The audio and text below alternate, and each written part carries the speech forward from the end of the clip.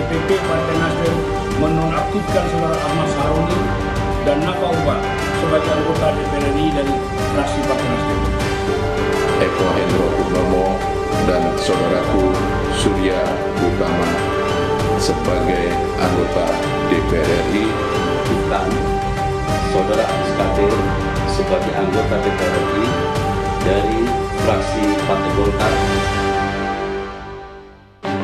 Aksi protes terjadi di berbagai daerah di Indonesia dalam sepekan kemarin. Salah satu pemicunya adalah pernyataan sejumlah anggota DPR yang dinilai nirempati terhadap kondisi rakyat. Merespon aksi massa, partai politik menjatuhkan sanksi terhadap kader-kadernya yang bermasalah.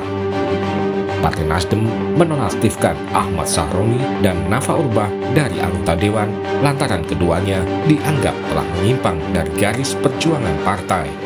Pernyataan dari para wakil rakyat, khususnya anggota DPR RI dari fraksi Partai Nasdem yang telah menyinggung dan mencederai perasaan rakyat.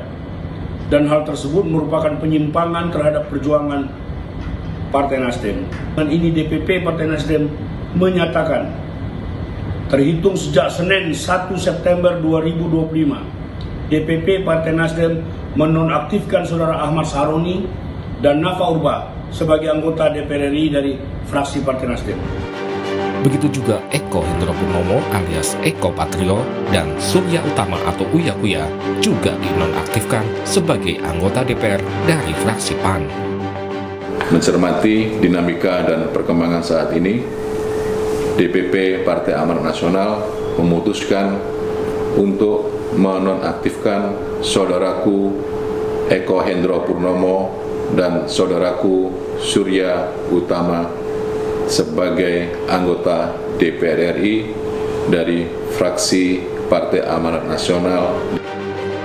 Senada dengan Nasdem dan PAN, Partai Golkar juga mengumumkan Adis Kadir dinonaktifkan sebagai anggota DPR.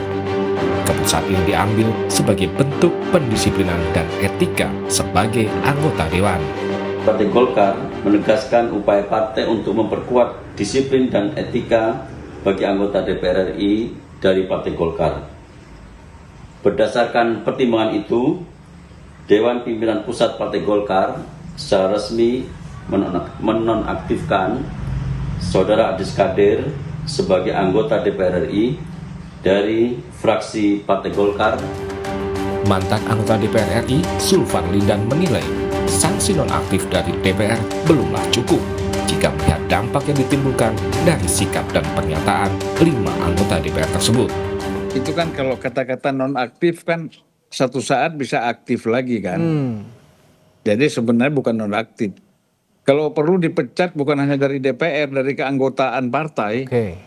Sudah parah sekali kalau sekedar nonaktif, saya kira itu masih ecek-ecek lah. Ya.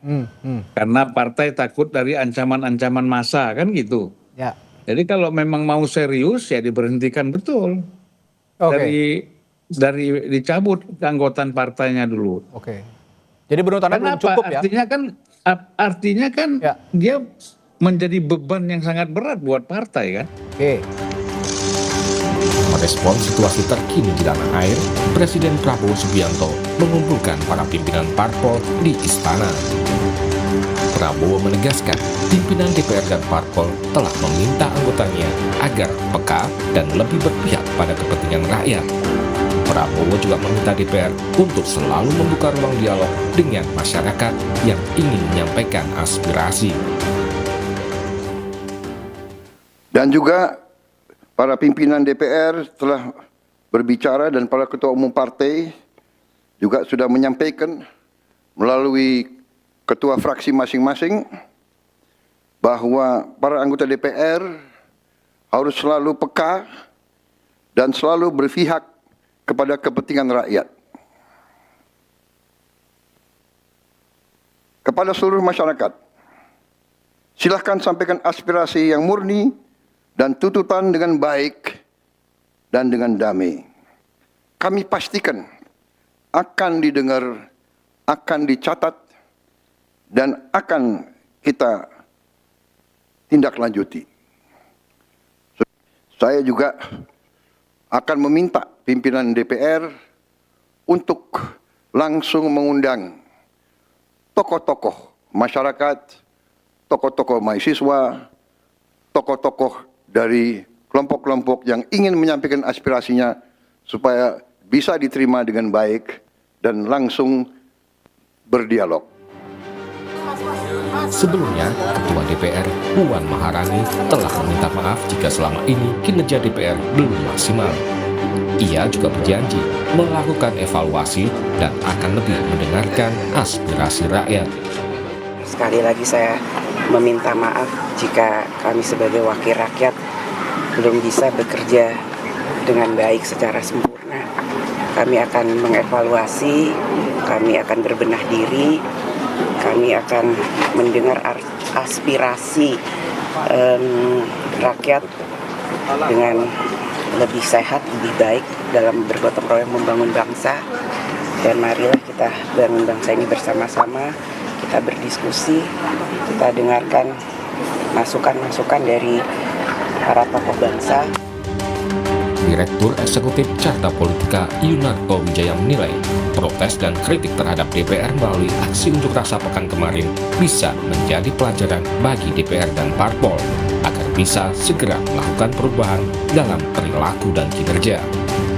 Bagaimana partai-partai ini nanti kita akan uji. Apakah sekedar karena ketahuan viral, apakah karena kemudian menyelesaikan masalah secara temporer, atau ada sebuah kesadaran baru. Bagaimana cara mengukurnya? Ada perubahan sistem nggak? Ada perubahan aturan nggak?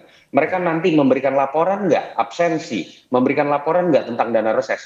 Kalau partai memang niat, partai bisa menjadi wadah untuk kemudian membuat aturan-aturan baru yang kemudian membuat masyarakat bisa percaya bahwa memang ada perubahan di situ. Yang kedua, saya tetap ingin memberikan catatan juga. Menurut saya problem kemarahan publik tidak sekedar ada di lembaga legislatif, tapi ada di beberapa kebijakan yang sifatnya kontroversial dan seakan-akan publik tidak tahu cara menyalurkan aspirasi ketika ingin mengkritik, ketika ingin menyampaikan saran dan masukan.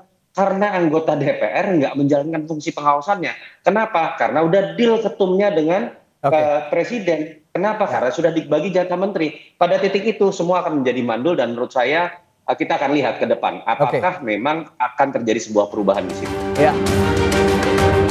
Sejumlah anggota DPR yang bermasalah telah dinonaktifkan. Pimpinan DPR dan parpol juga telah berjanji untuk berbenah. Publik kini menanti keseriusan mereka menghadirkan wakil rakyat yang lebih berkualitas dan berpihak pada kepentingan rakyat.